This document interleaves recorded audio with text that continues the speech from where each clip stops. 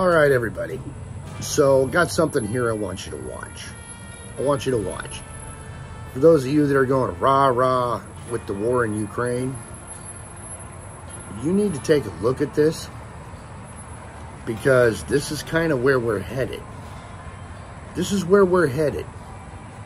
So, our president can cover up malfeasance. The war in Ukraine isn't about freedom. It's about fueling the military-industrial complex. We're not going to benefit from this war. It's not our fight. But if you want to see where it's going to take us, watch this.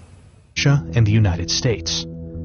Based on non-classified data, the aftermath might go something like this.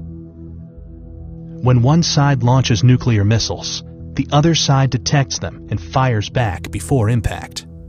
U.S. submarine-launched ballistic missiles from west of Norway start striking Russia after about 10 minutes, and Russian ones from north of Canada start hitting the U.S. a few minutes later. The very first strikes are high-altitude EMP attacks, frying electronics and power grids by creating an electromagnetic pulse of tens of thousands of volts per meter.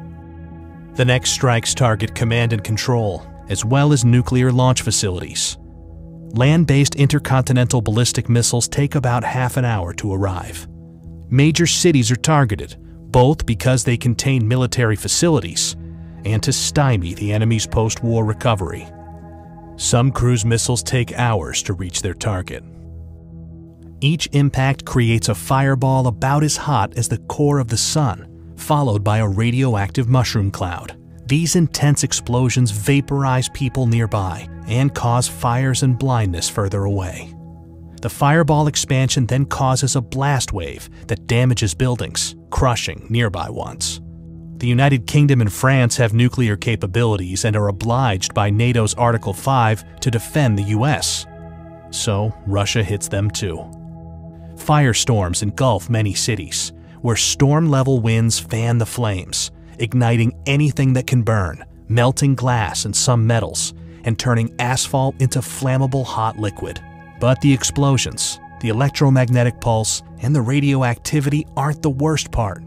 Nuclear winter is, caused by the black carbon smoke from the nuclear firestorms. The Hiroshima atomic bomb caused such a firestorm, but today's hydrogen bombs are much more powerful. A large city like Moscow, with almost 50 times more people, can create much more smoke. And a firestorm sends plumes of black smoke up into the stratosphere, far above any rain clouds that would otherwise wash out the smoke. This black smoke gets heated by sunlight, lofting it like a hot air balloon for up to a decade. High-altitude jet streams are so fast that it takes only a few days for the smoke to spread across much of the northern hemisphere. In the meantime, Earth gets freezing cold, even during the summer, with farmland in Kansas cooling by about 20 degrees centigrade or 40 degrees Fahrenheit, and other regions cooling almost twice as much. A recent scientific paper estimates that over 5 billion people could starve to death, including around 99% of those in the United States, Europe, Russia, and China. We obviously don't know how many people will survive a nuclear war. But if it's even remotely as bad as scientists think, then it has no winners, merely losers.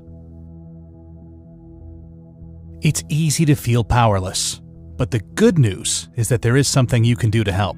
Please share this video, because the more people know about nuclear war, the less likely it is that we'll start one.